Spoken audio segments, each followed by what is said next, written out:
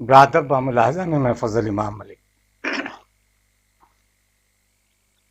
एक आत्महत्या पिछले 2 महीने से, लगभग 2 महीने से ज़्यादा वक्त से चैनलों पर 24 घंटे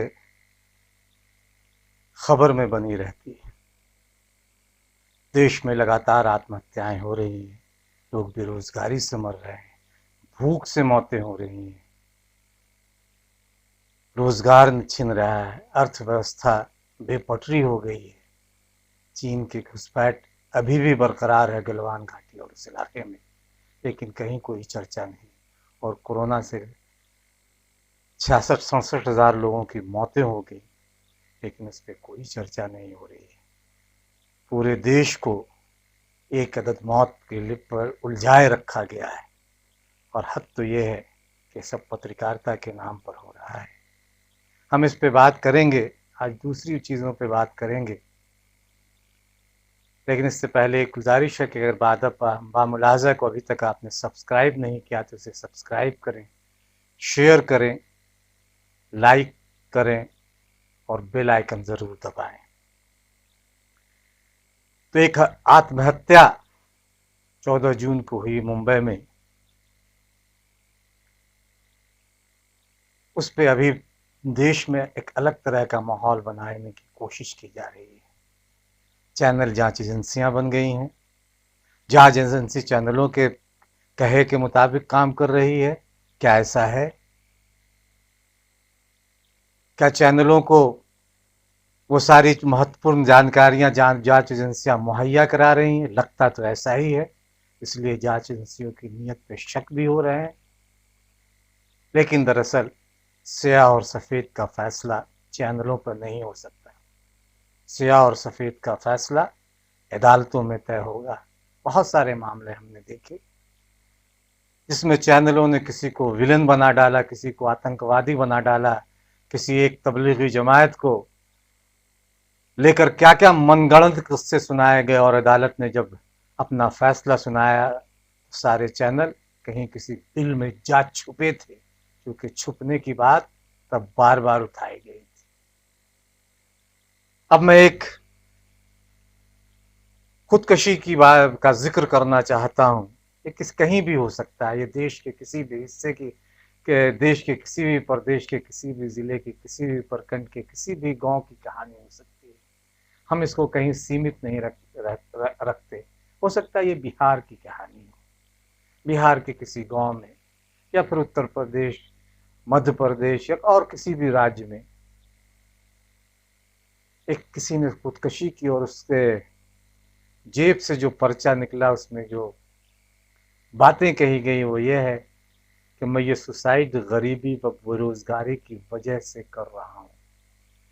चावल गेहूं सरकारी कोटे से मिलता है, लेकिन चीनी दूध परचून वाला अब उधार नहीं देता। घर बंदी की वजह से बहुत परेशानी हो रही है, नौकरी कहीं नहीं मिल रही है।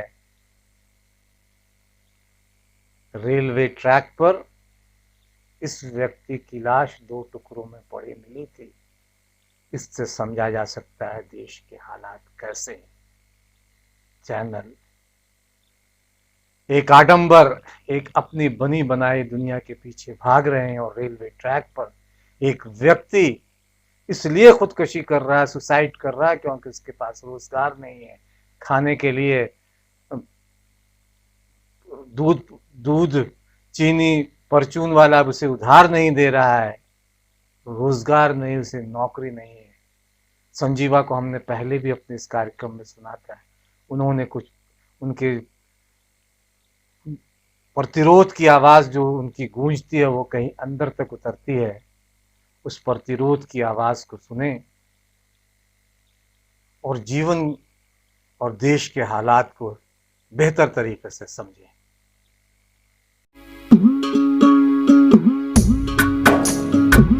कैसा यार जमाना आया, कैसा यार जमाना आया, कैसी आई सरकार रे।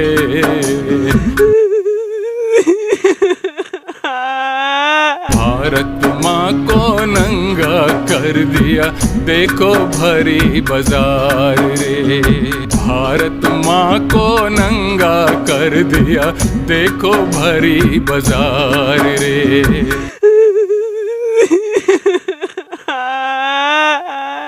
बहुत हुआ नारी पर वार, अब किस मुंह से बोलोगे यार। बहुत हुआ नारी पर वार, अब किस मुंह से बोलोगे यार। भगवान भी रोया होगा, भगवान भी रोया होगा, ये देख कि अब की बार रे।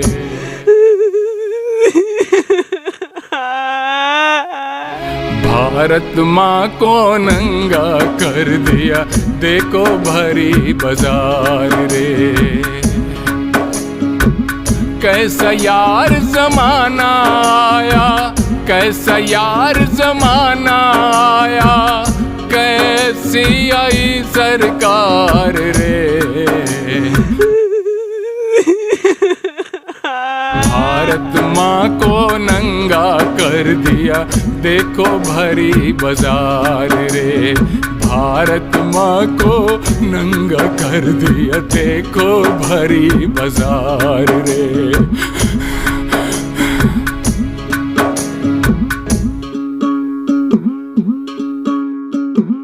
गौहर रजा एक सामाजिक कार्यकर्ता है, साइंटिस्ट हैं और शायर भी।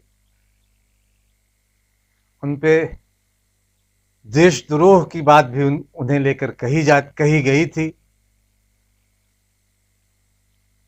मुल्क में फैली जो अभी जो एक फिजा बना दी गई है, और हर कोई जो भी प्रतिरोध की आवाज उठाता है, चाहे वो संजीवा हो या वो गौहर रजा, उनकी देशभक्ति पे सवाल खड़े कर दिए जाते हैं। क्योंकि एक गैंग जो है, एक कथित देशभक्तों का गैंग हर बड़े देशभक्त पे सवाल खड़ा करने लगा है। चैनलों पे ये फिजा और ज्यादा है, उनके प्राइम टाइम की बहसों में ये फिजा और भी शिद्दत के साथ दिखाई देती है। तो गौहर रजा दिल्ली में आयोजित एक सालाना शायरी का सालाना जलसा होता है, हर साल किया जाता है। वो या शंकर शाद मुशायरे के नाम से उसे जाना जाता है। गौहर रजा उसमें गए थे, उन्होंने अपनी नज़म सुनाई, अपनी गज़ल, अपनी नज़में सुनाई थी।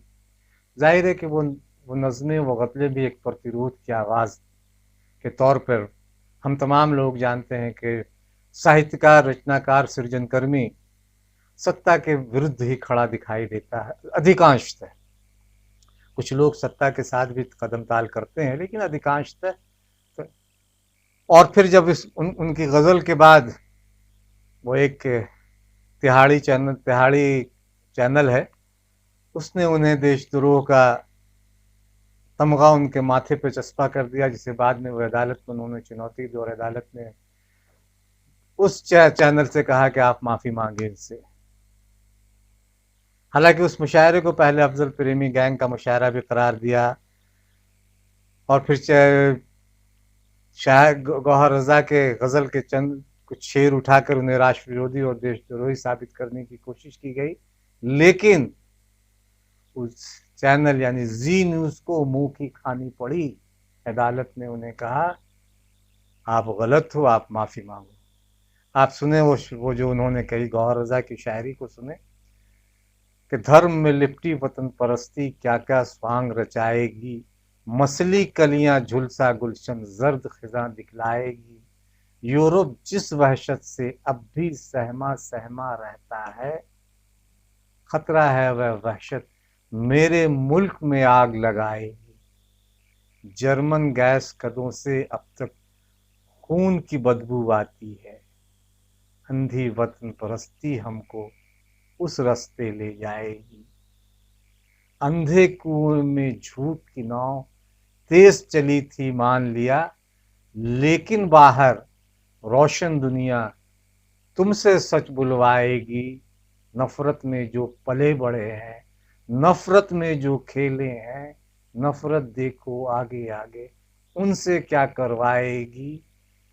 फनकारों से पूछ रहे हो, क्यों लौटाए हैं सम्मान, पूछो कितने चुप बैठे हैं, शर्म उन्हें कब आएगी।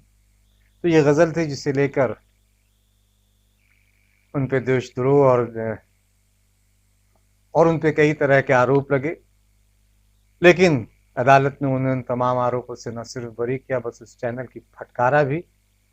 वैसे सच्चाई जो भी हो, सच्चाई तो सामने आज जिस तरह का माहौल है देश में, दलितों, अल्पसंख्यकों, पिछड़ों, गरीबों को जिस तरह से कुचला जा रहा है, वो अपने आप में सरकार पे के माथे पर एक बदनुमा दाग और धब्बा तो है ही।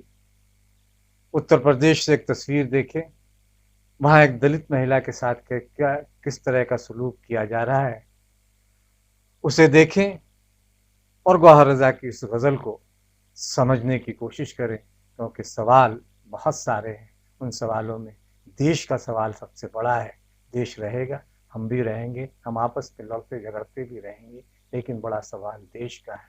देश बचा रहे, हम तमाम लोगों की मंशा यही है। हाँ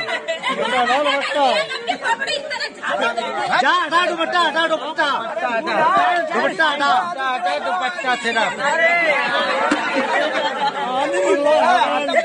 तुम जा, तुम ले जाएगा डायरी तो ले चले।